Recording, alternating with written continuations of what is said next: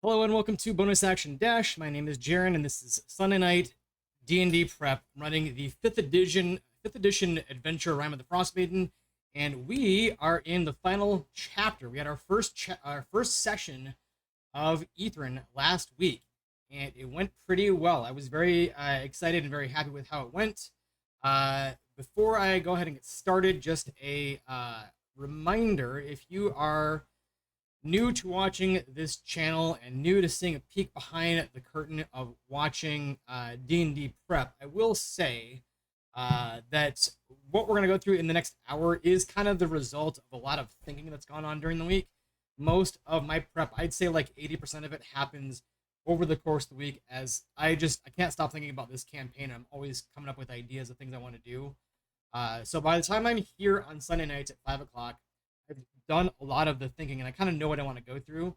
And what you're seeing is the result of that. So don't get the impression that what we're doing here tonight in front of Twitch is the only prep that I do for my Sunday game.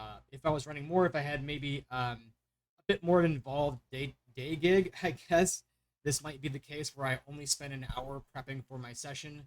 Uh, but as if you've run D&D before, you probably know where I'm coming from. It's hard to not think about your game and come up with new ideas for things you want to do. So, all that said, let's go ahead and get started with the review of what happened last time. Our party now is in Necropolis, in the lost city of Ithrin. We began the session with them seeing this dead tomb tapper at the front of this ice bridge here. And I actually made a pretty major mistake. If anybody tuned into last week's session, I'm kind of embarrassed that I made this big of a mistake. You're going to make a mistake as a DM, but this one was pretty big. If we go to the stat block for, I think I need to go to, I'll just search it. It's the easiest way to do it. Tomb Tapper. If we go to the stats for Tomb Tapper, they've got a lot of stuff. Most importantly, they have immunities to cold and fire, and they also have this really cool effect of when they die, they turn petrified into stone. But this immunity to cold and fire is probably the biggest thing that I messed up, because narratively, I was thinking that, well, maybe Dazan, when he came through here, killed one of these Tomb Tappers, him being an illusion fire mage, maybe this Tomb Tapper died by fire. And I completely overlooked this fire immunity. So when it came time to run the session, I looked at that and went, big time oops. Maybe let's just replace one of those immunities. We did have an instance where the cold immunity came into play, but I think I might need to keep them on par with the power level, add another immunity, since apparently they're not immune to fire in my campaign. And then I also kind of made the mistake of overlooking this, on death effect of petrifying, turning into stone. It's really cool, and usually those things don't really matter. But they had a little bit of RP with this dead tomb tapper as they slowly approached it, tried to stab it in the mouth just to see if it was dead, and they flung it over the side of the city. Realistically, if we're running this as is, it should have been a stone concrete, basically statue of a tomb tapper, and not a sort of fleshy construct. But when it came time for the actual fight, I did narrate and say that this turns into stone. They ignored the chain lightning game. Maybe they'll go back to that. I don't know, but they kind of beelined for this central spire here, the spire of Ariel Arthas. Tried to bypass and tried to go inside and touch the Mythalar and go to check out the Mythalar, and came upon that invisible barrier. And I used that as a moment to basically signify that this is protected by something to do with the 8 schools of magic. Hopefully our casters in the party will go, 8 schools of magic, and when we touch this invisible barrier, there was these symbols of the 8 schools. We're going to have to go to all 8 towers and figure this out. Maybe there's 8 steps, because they already have the Tower of Illusion one, which is the one where they have to is it hide or mask their face, or show their face to the sky? I don't remember. But they backed out, went to the Tower of This is Abjuration, if I'm not mistaken. Yeah, the Tower of Abjuration. This one was a lot of fun. This was where they uh, entered into this tower and got to go kind of explore these uh, little pockets of mage study as they ascended the tower. Um, they got to this initial room here.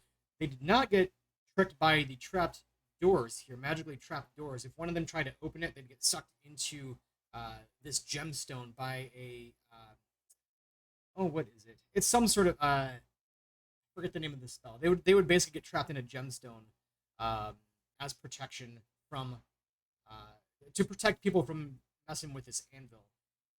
They entered into the room here where it had the crazy anti-magic effect, freaked Valin out a little bit as she is still with the party, and kind of messed with our casters. Our caster who's got the werebear curse, the curse of lycanthropy, was shifted into that form to actually have some say in the combat. They fought a bunch of Magen, and somehow this is the other thing that I completely screwed up in the game. I have no idea how this happened, but if we look at the Magen stat block, any of these, I think they all have a pretty low AC. Yeah, they all have like an AC of 7, and I have no idea what happened in the moment. There's neither the number 1 or 6 anywhere near this armor class, but somehow I saw the number 16 and didn't realize that it was an armor class 7 until about halfway through the fight. And so this is now canon that Magen have armor class 16. It did make for a little bit more extended fight, obviously. 7 would have been no problem. It would have been over in like a round. So I think this mistake actually played in my favor. So I'm happy with it. I'm going to go with 16 for any future Magen. They made their way to the top of the tower and all had this anvil start speaking to them in their head, saying, "Give me your magic items." They destroyed, I think they destroyed, they still had Sephic Caltro's dagger back from chapter 1. That's now demolished and smashed. The anvil gave up the secret of the Tower of Abjuration, which is step 2. You know what? Let's just open this up. I need to X out of here and go to the Necropolis. Where is these steps? Yeah, so step 6 was the illusion mask your appearance. This is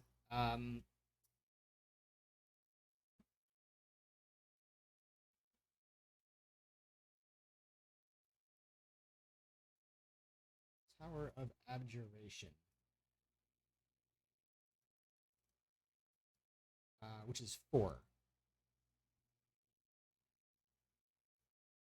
They have these all completely out of order, or not in an order that's easy to remember, anyways. This is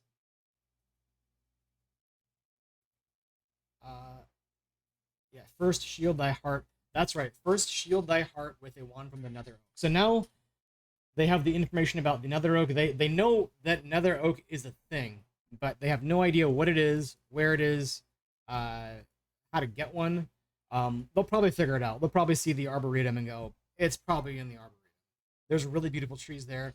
Let's go check out the trees. I want to make a mention. I'm surprised that the writers of this module didn't connect the grove in the Caves of Hunger with this Arboretum. There's no mention of it.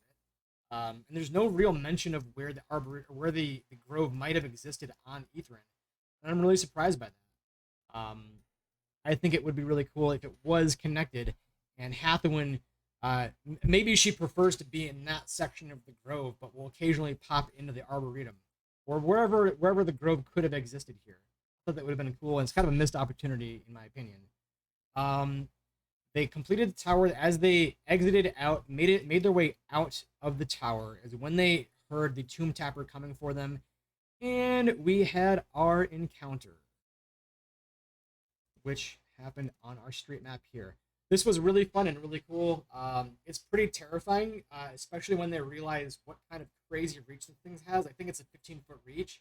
And the fact that not only does it have a 15-foot reach, it can chuck its sledgehammer at you, and then, like Thor's hammer, it just flies back into its hand at the end of the turn. And that is terrifying. Unfortunately, one of the really cool effects of the Tomb Tappers, if it hits you twice with its claws, it grabs a hold of you and then it starts trying to eat you with its mouth. Unfortunately, it has to hit both claw attacks, and that never happened in the combat. It was still kind of a terrifying fight. It was. I think we're at a point now where the party, and that's where we ended too. Where the party needs to consider a rest because everybody's kind of burned out on spell slots. I think, and class abilities. So we'll see what happens there. I have no idea where they're possibly going to rest, knowing that Tomb Tappers are kind of floating around in Ethrin. So that brings us to today's session. We've done our review. I kind of have all the stuff I need to get done. But I do want to double check what the current date is as far as the party is aware. So I think we are like midday chess 27. So let's make a note of that and also update our session notes title here. Today is the 7th. Oh, it's not going to do it. Sometimes Notion's weird. There we go. Prep. And what did I say? The 23rd? 27th.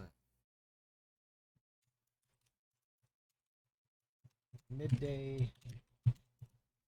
Chess 27, 14, 89. VR. Our characters. Let's review the characters. We have Marza Romazi, who is a female tiefling barbarian. She is. I gotta update that stuff too. She is the ancestors. It's her specific ancestral protectors. The ancestral barbarian. I forget exactly what it's called. But she's got a lot of really cool features that allow her to basically. It's kind of a debuff on enemies whenever they try to attack anybody that's not her, and it works really well in combination with some other stuff. She's the tank of the party. Who's been kind of motherly, matronly, and is finding new family with the Sunseekers. She was in her past. Look who joined me! It is my cat Jada. But her past is quite interesting. Next.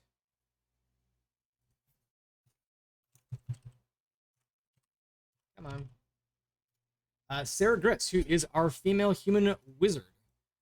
Open up her page. She is a wizard of the scribes. Our party's at 9th level, by the way. And she also has the curse of lycanthropy. She can shift into werebear form, sometimes, most of the time, being able to control it. I would say, and she now is kind of where she's with people that she likes, and she has come to 10 towns to learn the secrets of what's buried beneath the ice, and now here she is, and it's a moment where she could probably if this was a final place for her character, I'm sure that it would be still satisfying. Not that I'm intentionally trying to kill my party, but we're going to ramp up the difficulty here, and it is certainly, if there were any sense of easy mode training wheels before, it is all off the table now. It's all bets are off. We're going full bore here. That said, one of the really powerful effects from this specific class has been the ability to interchange damage types, and that's come in very, very useful in a lot of cases. Let's continue on. Who else do we have? I also had a really cool moment too while I'm thinking about it, where at the start, as players were making their way into Ethrin, I had a moment with each one of them where I got to talk about what I think there's probably going through their mind in this moment, seeing Ethrin and what it might mean, as well as I asked them each directly, what do you think your character is experiencing right now, knowing all these things, and if I was wrong, let me know. And I think it was really satisfying and set the tone for the characters, for the players. We have Gwendrel, who is our male tiefling cleric of Saloon, is Twilight cleric, and has the ability to see has dark vision 300 feet, which can pass along to the rest of the party, and that's been extremely useful. At 9th level now, well, he does have the Eye of the Night, which allows him. That's the 300 feet thing. He has. Oh, the Twilight Sanctuary has also been extremely useful, giving everybody temporary hit points, and the ability to where is it? Steps of Night. Yeah, you can while you're in dim light or darkness, you can give yourself a flying speed for 1 minute. Let's see, and his arc I'm not certain about. I know that the party, including Gwendrel, is trying to make the connection between Ithrin and Ariel. And that is one thing that happened last session, where initially I wasn't planning on having Ariel make an appearance in Ithrin. But knowing that the party is sort of questioning how these might be connected, I kind of think that I have to have her show up at least once. And I know how I'm going to do that, and I'll get to that after we talk about the characters. I'm kind of curious what he took for 9th level as far as adding more spells. Maybe you don't get more spells. No, he didn't take any 4th. No, he did. Death Ward, Greater Invisibility, Aura of Life.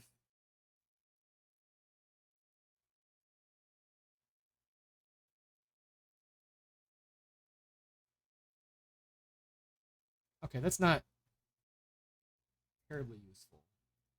I know he also has a couple of diamonds saved up just in case anybody completely falls. So I'm not terribly worried about ramping up the difficulty here. And lastly, I think I have one more to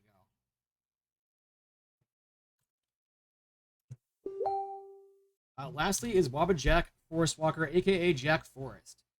Jack Forest is a Warforged Echo Knight fighter, and his Echo Knight, the ability to summon this Echo, has been extremely useful with less intelligent enemies who, seeing this Echo, can't really discern the difference, and they're just going to attack the first thing that they see. Now that we're getting into Ithrin, there's some more intelligent stuff here, so they might not necessarily be completely fooled by a duplicate. They might see it happen and they can figure it out. Especially if they go to the library and fight an Arcanoloth, absolutely be able to not fall victim to that trickery. His toughness is being able to hit a bunch of times for really hard. And I've also made a really cool connection between Warforged and Ithrin, where Valen had a conversation with him in the middle of the night, and since Warforged come from a completely different universe, they're not part of the Faerunian canon and the Forgotten Realms canon, but I think they're from Eberron. So trying to make that connection, Valen, as somebody who is an expert on Ithrin, especially with Professor Scant, would know that she recognizes Jack's form, although they wouldn't necessarily call them Warforged here. I think this is more Professor Scant's knowledge. She knows that there were people there were constructs like Jack Force, but they weren't called Warforged. They were used more to go into the more dangerous sections of mines in order to mine Chardalyn for Ithrin and the Nethery cities, because it was potentially very dangerous. So constructs being able to probably withstand that were used to go and mine Chardalyn. And that really makes sense for Jack's character, because in the beginning, he had this pendant that was sort of, but not exactly, partly Chardalyn, in which he talked to an old Netherese wizard who was trapped inside. So that really makes sense for his character, and I think it's a really cool way to tie his race, I suppose, and him in general to Ithrin, knowing that there might possibly be other constructs here like him that aren't Warforged that he might be able to learn from. Maybe they have other abilities. And I have a really cool thing I'm going to do as soon as the players are in their first long rest here. So that is the characters. What next? We don't exactly have a strong start because we're starting right at the end of the fight. And I think they're going to go into... My guess is they're going to try to find some place to rest. So I'm going to take a stab at some potential scenes. One is a short rest somewhere. I don't know where because they don't really have a good place yet. Um, they have not explored Skydock Spire and have not gone up to this floating section of the spire, which they could get to and could be a safe spot. I believe it is the Tower. Tower of Conjuration has a potentially safe spot. Other than that, I don't think they're gonna want to be putting up a tiny hut in the middle of Ethrin. Maybe for an hour, just to be safe. They could see if anything's coming. I have no idea where they're gonna try to rest though, so we'll wait and find out. Maybe they'll try to hide out in one of these prison buildings, or who knows? Maybe they'll go into this this district here with the library, not the library, the museum, and the Skydock Spire. So that is one potential. Uh, who knows? Maybe they'll try to sleep in the Chain Lightning Stadium. Um, then we have either. I'm just going to list all these because they're the only ones that I think they're going to do possibly. I have no idea. We have the prison, which is that whole scene with what is this fella's name? Prison is section 6. It's basically a bunch of ruined buildings, and if they spend enough time searching and find the infirmary, they find not 6, it's 5. This is the spire entrance. They find a doppelganger named Xerophon. That's right. Xerophon was a doppelganger who was an assistant to Ariel Arthas, I think, if I'm remembering correctly. Xerophon was okay. Let's scroll back up here. I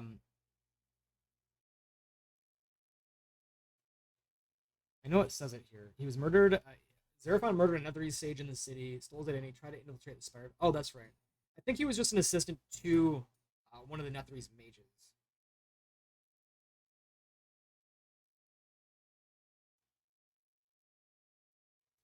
And then after he was in prison, after murdering one of these Netherese sages, was experimented on, and now he's under the sequester spell, which the characters can find.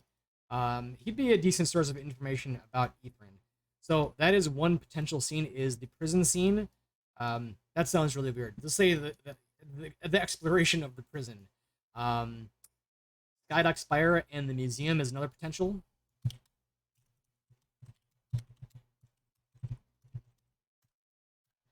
Which I have the map ready to go for that.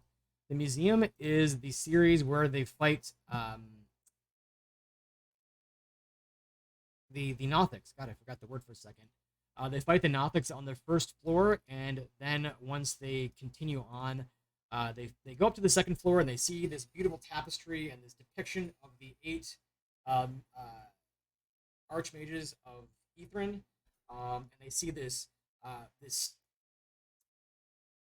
I don't think it's a replica. I think it's an actual sort of suspended in its death state. A Faerun, who is sort of this hanging diorama.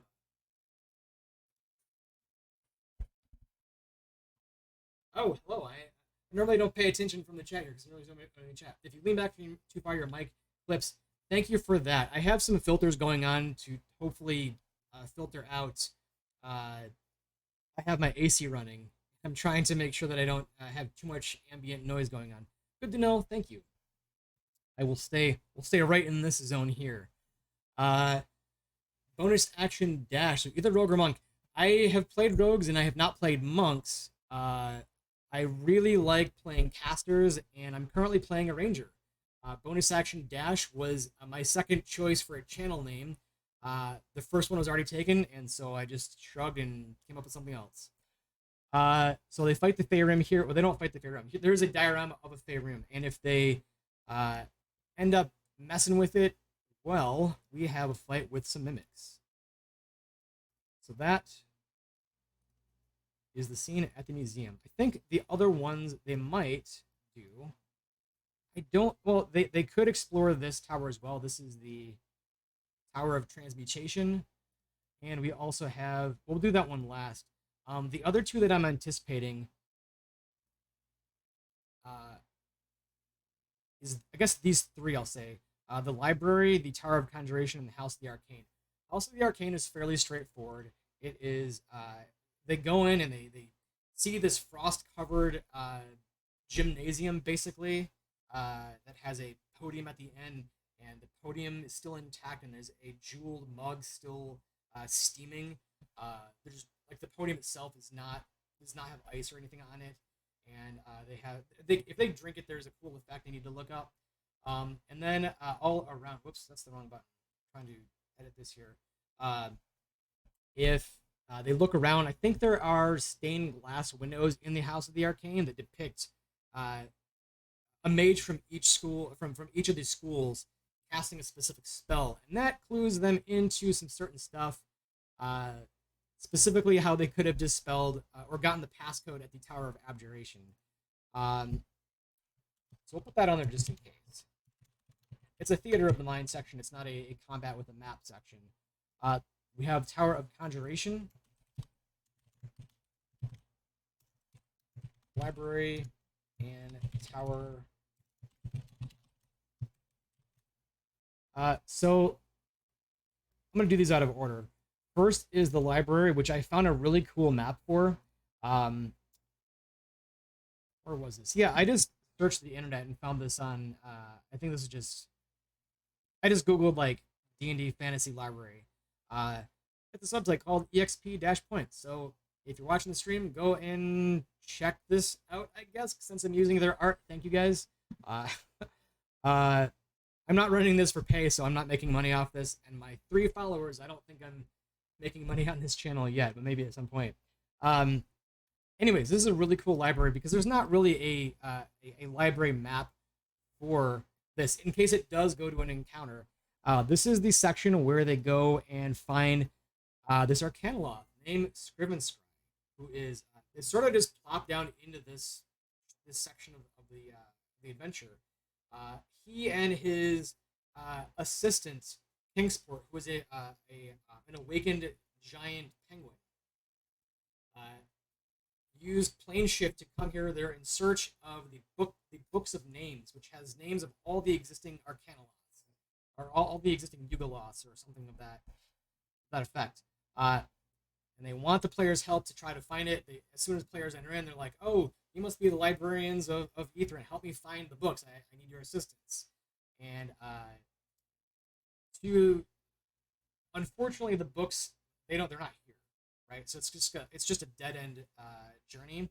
The main thing is, as soon as there's a moment, Kingsport will pass players this patch of leather where he has inscribed with his penguin bill the words "help me" in common, and the players have to make a moral decision to either help Kingsport get away from this cruel master Scrivenscry, or just say, "Hey, not my, not my business, not my party, not my monkey, not my business," and ignore it. And if they do so, it could go very wrong for them, because Arcanoloths are super tough. They've got a lot of really cool effects and abilities, and I'm actually kind of hoping that they try to fight this thing, just for like the effect of how threatening this could be. I know I said I'm not trying to kill the party, but I really want to ramp up the threat level in this section. Some of the things that Arcanoloths can do is Finger of Death and Chain Lightning. They are a 16th level spellcaster. It's challenge rating 12, which would be the hardest thing that they have fought so far. I think this could be a really terrifying encounter, so I'm like secretly hoping it goes that way. We also have what else did I say? Oh, the tower. We've got the last 2 towers to kind of check out.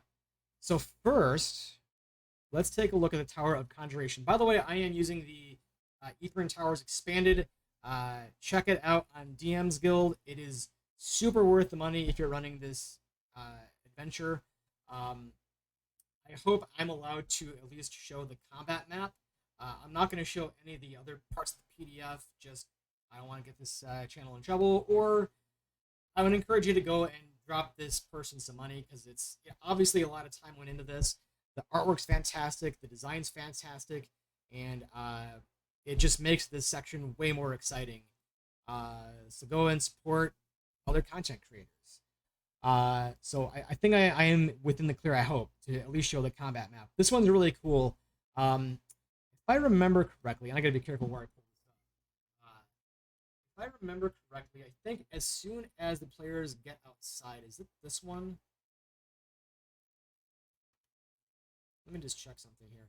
Yeah, this is the one that the area around the tower is strewn with rubble, except for basically like immediately around the base of the tower. And as soon as characters get within 5 feet of the door, they hear it mechanically lock. Right, and the idea being that this is a magically protected door.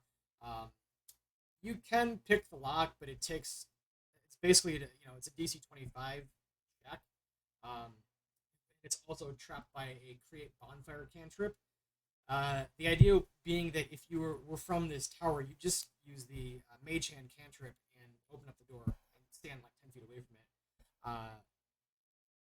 But as soon as players enter into this first room here, it's this really beautiful chamber with lavish couches and a table full of food and all sorts of stuff.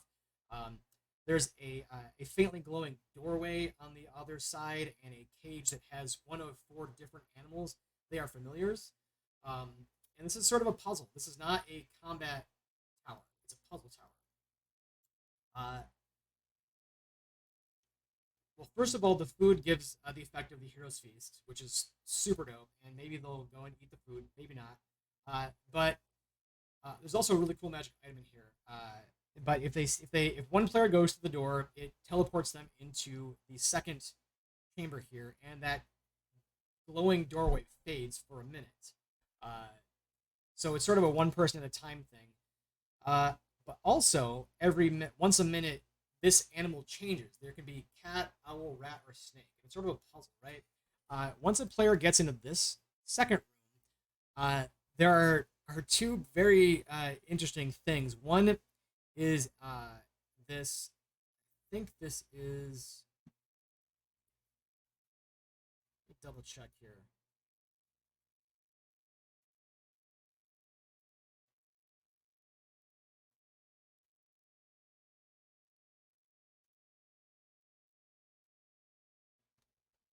All right. This is an ice devil. Is trapped within a magic circle spell, um, which was summoned 2,000 years ago by High Conjurer Damarith. As they were searching the frozen north for artifacts, he was summoned here and questioned. He's a devil of Levistus. He's been patiently waiting for 2,000 years to be freed, and now he's eagerly awaiting the arrival of Avarice, who she is kind of in a bad state. She's not showing up anytime soon. But he's going to try to speak to the party and get them to make a deal to free him from this magic circle. Very threatening. He's not the kind of character that you want to go into a fight with. This isn't an official token, so I actually have to look this, which I have ahead of time. Good for me. So if we look at the Ice Devil stats, this thing is pretty nasty. It's also challenge rating 14. Does all sorts of stuff. I think it's hard to hit. It's got a lot of HP. Can cast Wall of Ice. I don't suspect that they're gonna fight this thing. They might. Then it will be a pretty interesting fight. A lot of resistances. Immune to cold, fire, and poison. That makes it pretty tough. Immune to being poisoned. And nobody in the party has a silvered weapon. He's resistant to bludgeoning, piercing, slashing from non-magical attacks that aren't silver. Well, actually, they've all got magic weapons. This wouldn't really matter. But I doubt this is going to go to a combat. The more interesting thing is on the opposite side of the wall here is the second part of the puzzle. They will see 4 buttons that each one of them glow like a rune that's drawn out like the shape of one of the 4 animals. And as the familiar in this first room changes, a different rune lights up, and so they're able to tell the sequence of the puzzle. Pressing the buttons in the correct order then will allow them to search the desk here that has drawers that are magically protected. You have to press the buttons in the right order, and then that's when you get the piece of the arcane octet from this tower. If you do them in the wrong order or you press the wrong button, this trap opens up and it's super nasty. Which anybody that does not have the ability to immediately like get out of there could be facing a ton of damage as that trap lasts for 10 full rounds. So no, it's not a combat tower, but you could sustain some pretty heavy damage in this tower. The last tower, I think, is the one of transmutation. Let me just double check the map.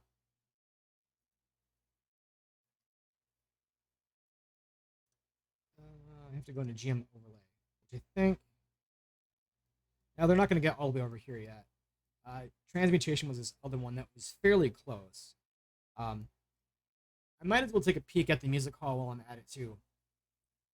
So let's look at transmutation.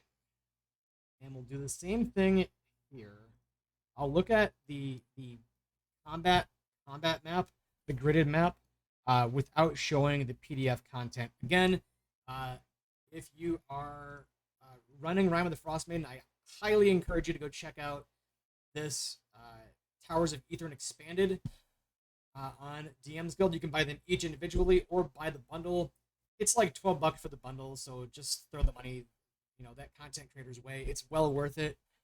I mean, you've already spent at least $50 buying the module, right? So you might as well add a little bit extra to it. Where am I here?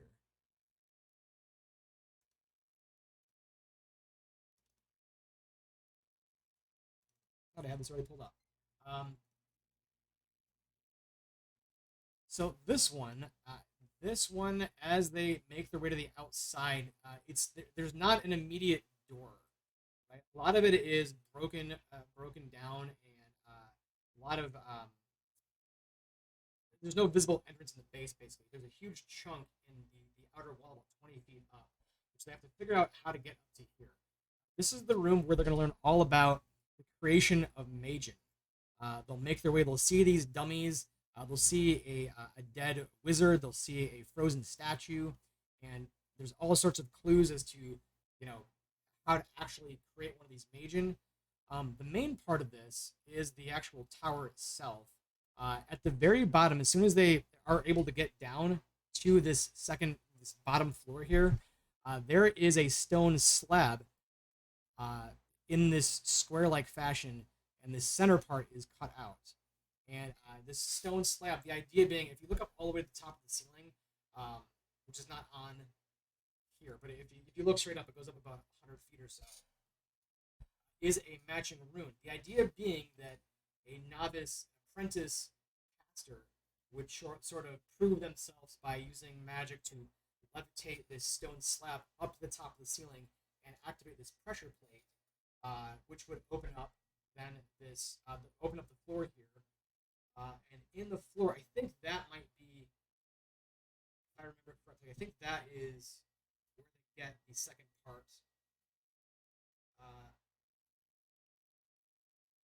Yeah, that is where they get the part of the arcane octet. It's possible to get trapped down there, because what happens is as soon as you activate the pressure plate, reverse gravity happens, and they might just fall straight down there. Everything falls straight up. I gotta think of how that's actually gonna work. But there's a couple of really cool NPCs, it is a straight up ripoff and nod to the animated Disney movie not Sleeping Beauty, but Beauty and the Beast, where there is in the very bottom part, there is this talking clock named Timesworth, who is trying to find his friend who is in the very top floors of this tower, a talking candelabra named Luminous. Of course, because why not? Why not have some fun in the middle of all this chaos and terror? And I gotta be careful not to lean back too far, because apparently that makes my mic clip. As mentioned in the chat. Anyways, I think that'll be really fun. Let me just I'm gonna check the thing here, because I really want to make sure that I know how this reverse gravity is going to work.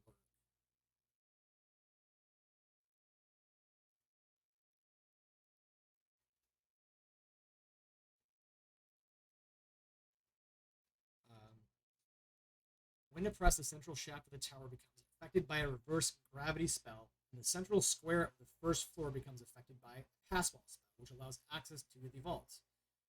When it is triggered, anyone within the central shaft falls 100 feet. Falls 100 feet upward. Okay, so I think the actual vault, obviously that's not affected. It just stays there. But anybody that's in the shaft will fall straight up to the ceiling 100 feet.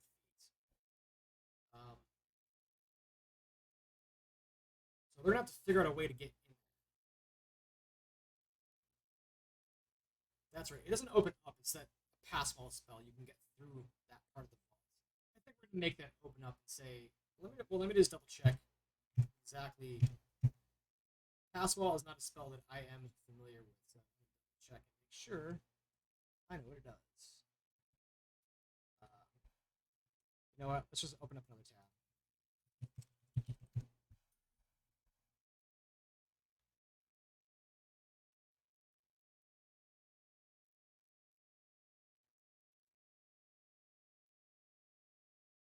Oh, okay. So it's basically it doesn't just okay, that's cool. It doesn't destroy the wall. It just creates an opening for a time.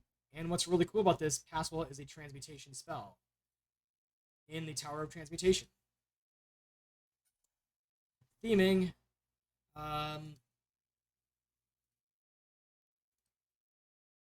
Is there anything else I wanted to make sure that any other potential scenes basically? I think the music hall is pretty. I mean, there's a chance that they go into that one.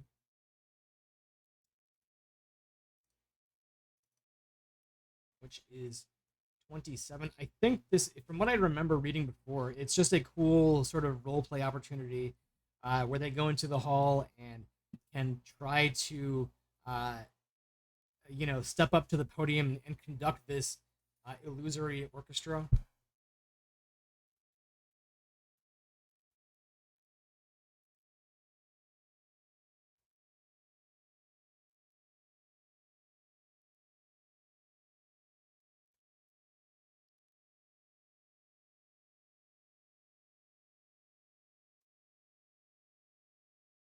Yeah, they can make a performance check and try to conduct. What happens if they fail?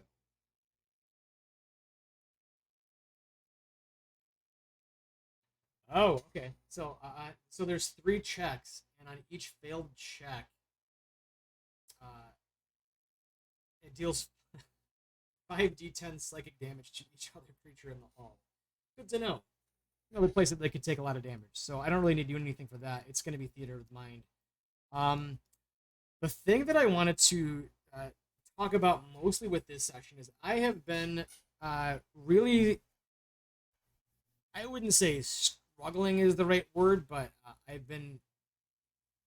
I'll say this. Running an NPC caster that has a very good reason to continue to stay with the party has been a real challenge. Uh, Both because, well, there's just a shitload of stuff that I have to know and prepare for anyways. But also then to know all of Valin's spells and keep track of spell slots and all that stuff. Figure out what the best thing for the situation is a real pain. And if I had foreseen her staying with the party this long, I would have just passed it off to a player to handle. Um, but she's still with the party, and I have struggled to come up with a good reason why she wouldn't stay with them. So I think what I'm going to do is I know last prep stream I said I was only going to use the Arcane Blight as a dial if I needed to. I've now changed my mind. I think I'm definitely going to use it because I was rereading it. And if we take a look at the Arcane Blight, it's not a thing that's really going to screw everybody over immediately. It's after you make the first check after 12 hours, which they've been in Ithran. They kind of arrived here maybe late morning, because they started from the the grove within the caves of hunger, maybe like mid morning, early morning. Took them a little while to continue on and make it to Ithran. So they haven't been here since like break of day. So I'm going to say that the first 12 hours, the first check will be after they take a long rest. That might be stretching it a little bit, but I'm just going to do that for convenience sake. Uh, and it's not necessarily an automatic you turn into a nothing. It's you fail once, and you got to fail 3 times in order to have that happen. Uh, but if they succeed, uh, your DC for future saves drops by 1d6. And once it gets to 0, you've overcome it. So ahead of time, I think I'm gonna make a tracker. Let's make a whole different page for it. I will say empty.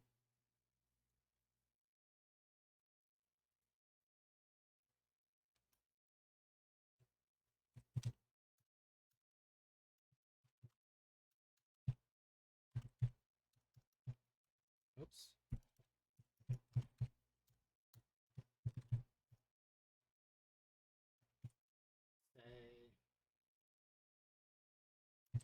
Save DC. Light. And it starts 15 DC 15 con.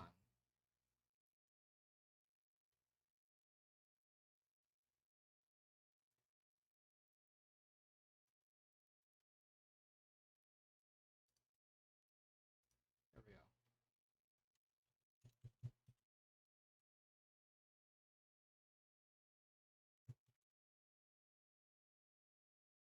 So this way I can keep track of this. The reason that I'm doing this,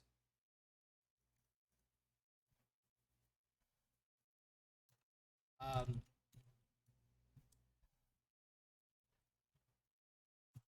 you know what? I don't want to do all my editing on stream. But the reason that I'm doing this is, let's put this up at the top. Is well, it gives me a good way to justify Valen leaving the party without me railroading a death or something like that. If we read, uh, I don't know, there's some other sections in here. Maybe it's in the very beginning. Maybe it's just straight up in this first section. I don't quite remember where it is.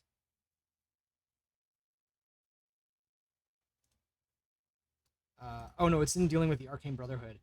If Valen is with the party, if the characters part ways with the villain for any reason, she tries to explore Ithran, contacts Arcane Blight, and she will either be partially or fully transformed into a Noth. So part of her distrust, if we look at the Arcane Blight, it says you start to distrust your other party members, whatever form that takes, and you start to get these delusions. Maybe your allies are conspiring against you to steal Ithran's riches. Um, she's a member of the Brotherhood, desperately looking to prove her own name and separate herself from her name, uh, looking to make a reputation that is aside from the Harpel family reputation. She wants to be known for her own actions and not the fame and reputation of her family. So part of her distrust is going. We've got these other casters with the party. They know all about me. They know all about Ithran.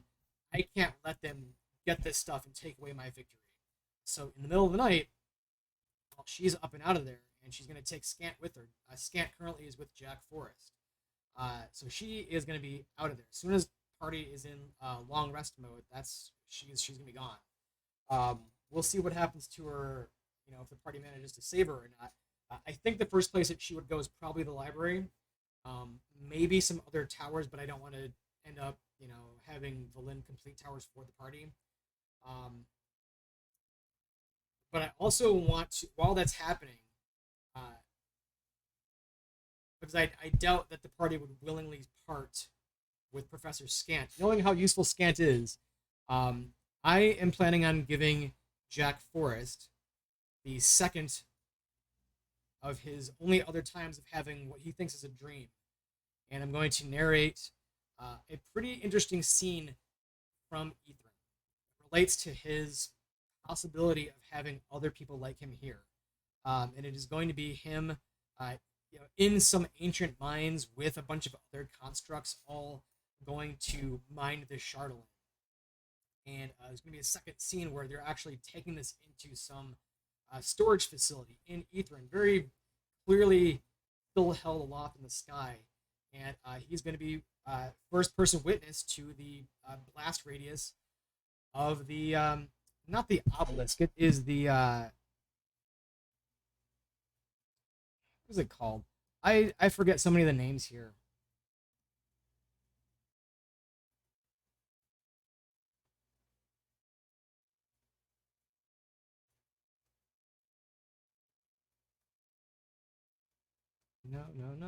No.